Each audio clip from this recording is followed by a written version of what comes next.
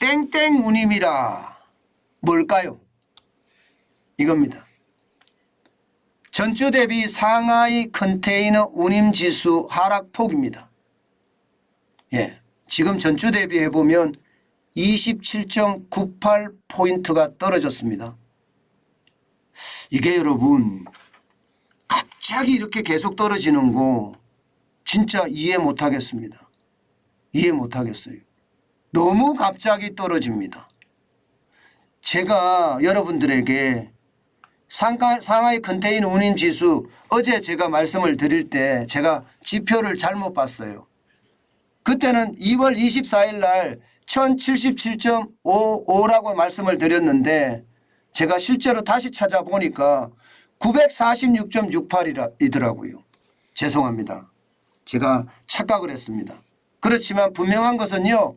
떨어지고 있다는 사실 여러분 974.66이 946.68로 떨어졌습니다. 그러니까 27.98포인트가 빠진 거죠. 이것은 어떻게 생각하면 저는 충격이라고 봅니다. 왜 충격이라고 보느냐. 중국이 리오프닝을 했잖아요. 중국이 리오프닝을 하니까 지금 2달이 지났습니다. 2달이 지나면 당연히 상하이 컨테이너 운임지수는 여러분 당연히 올라갈 거라고 예측을 했어요.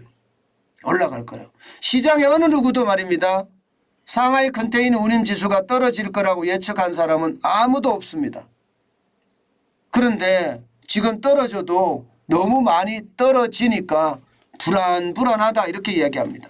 문제는 여러분 2020년도에요. 2020년도 한 7월쯤 됐을 때 상하이 컨테이너 운임지수가 1103.47까지 올라갔었잖아요. 이때 말입니다. 세계 전문가들은요. 컨테이너 운임지수가 이게 올라가지 않을 거다 그렇게 예상을 했습니다. 왜냐하면 전 세계가 코로나19로 병들어 있는데 누가 물건을 사겠느냐 그렇게 예측을 했었거든요. 그런데 시장은 정반대로 됐습니다. 2020년 7월 31일에 1103.47까지 올랐던 것이 11월 27일에는요. 2000까지 올라갑니다. 2048.27까지 올라갔고요. 2021년에 들어가서는 더 심각합니다.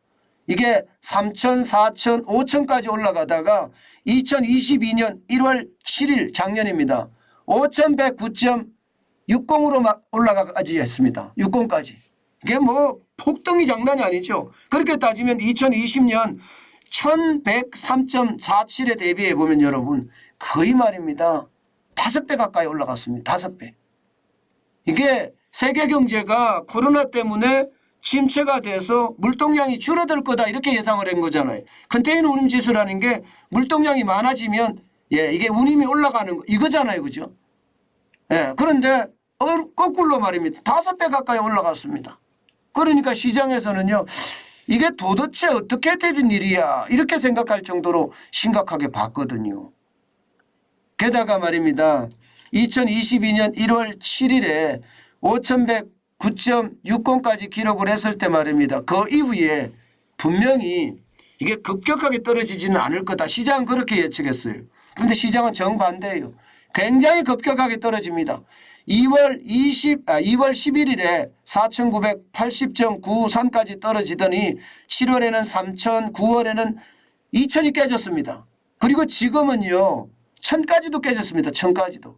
946.68을 기록하고 있으니까요. 이것은 여러분 시장은 기본적으로요. 이렇게 해석을 합니다. 운임지수가 떨어졌다. 그러면 수출할 물량이 적다는 이야기잖아요. 수출할 물량이 많으면 컨테이너를 굉장히 많이 빌려야 돼요. 그죠? 그러면 가격이 올라가겠죠. 컨테이너에 대한 수요가 높아지니까. 컨테이너 공급은 그대로인데 수요가 높아지면 올라가겠죠. 그런데 그렇지 못했습니다. 그렇지 못하고 있습니다. 다시 말해서 946.68이라는 것은 결국 이미 불황이 시작됐다. 불황에 조립했다. 이렇게 해석이 가능합니다. 물론 여기에서 단서는 있습니다. 단서는 무슨 단서가 있느냐. 이게 지금 2022년 1월 7일에 5,109.60까지 올라갔을 때 전 세계 해운사들은요. 배를 구하니라고 난리였고요. 배를 만드니라고 난리였고요. 왜냐하면 물동량은 넘치는데 싣고 갈 배가 없으니까요. 그런데 그때 이후로 말입니다. 이게 배들이 계속 만들어졌다는 거 아니겠습니까? 배들이 만들어지고 컨테이너 선들이 많이 만들어졌기 때문에 이게 공급 측면에도 괜찮다. 공급 측면에. 그래서 떨어지는 것도 있다. 이것은 우리가 한 번쯤 생각해 봐야 되는 지표 중에 하나다. 이렇게 생각할 수가 있습니다. 반드시 말입니다. 이게 상하이 컨테이너 운임지수가 이렇게까지 떨어진다. 이것은 최악을 간다. 이렇게 생각할 것이 아니라 공급도 늘었기 때문에 이런 상태가 된다.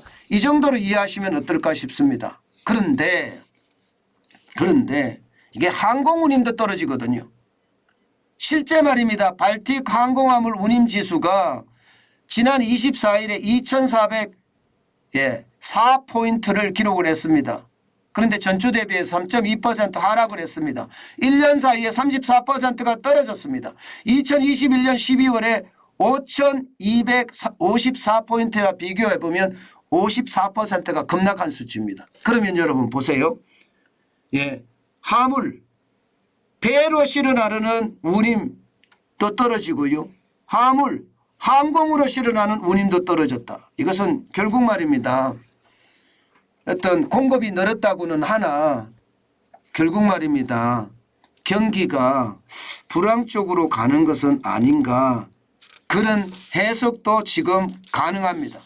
업계에서조차도 말입니다. 사실상 침체기에 돌입했다. 이렇게 이미 보고 있고요. 더 심각하게 보는 것은 침체를 넘어서 불황에 대한 언급도 나온다. 이렇게 이야기할 정도입니다.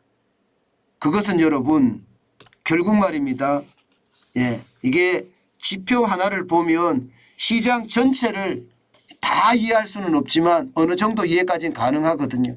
그 지표가 지금 상하이 컨테이너 운임지수나 혹은 발틱 운임지수인데 발틱 운임지수도 지금 최고치 찍었다가 지금 상하이 컨테이너 운임지수하고 비슷하게 쭉쭉 빠지고 있는 거 보시고 계시잖아요. 이런 걸 보면요. 세계 경제가 이미 불황에 돌입을 했다. 이렇게 해석하는 게 옳을 것 같습니다. 지금 미국은 실물 경제가 좋다고 하잖아요. 금리 앞에 장사 없다는 말 제가 계속 말씀드리죠. 결국 말입니다. 미국은 금리를 올릴 수밖에 없거든요. 지금 4.75%가 5%, 6%까지 된다는 그런 전망까지 나오니까요. 미국도 금리를 그렇게 올렸을 때는 실물 경제가 무너질 겁니다. 그렇게 되면 우리 경제 전체적으로 세계 경제에 어떤 영향을 받아서 아마 경기 침체가 더 가속화되지 않을까 그런 생각 진짜 많이 해봅니다. 시장을 굉장히 예민하게 봐야 되는데요. 그 예민한 숫자를 볼 때마다 저는 느끼는 것이 우리 경제에 좋지 않은 지표들만 나오는 것 같아요. 아직까지 이게 좋은 지표가 나오지 않는다는 것 이것은 한 번쯤 생각해 봐야 된다. 저는 오늘 그렇게 말씀드리겠습니다.